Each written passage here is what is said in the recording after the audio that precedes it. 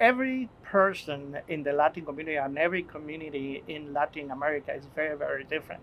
I'm Guatemalan. My own way of how I came over here is quite distinct because, I went to medical school, I passed my board. So I came over here with my whole family. And by the way, it's 6 kids, my wife and me. We drove in a van through Mexico, and we came over here about 33 years ago, and that's I think is very unique.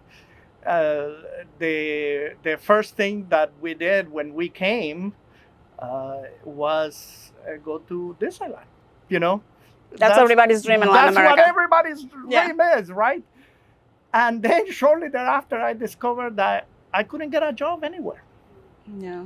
except one group gave me an opportunity. And by the way, that group was Stanford. My first job in the United States was at Stanford. They gave me an opportunity, and that's how I started my career.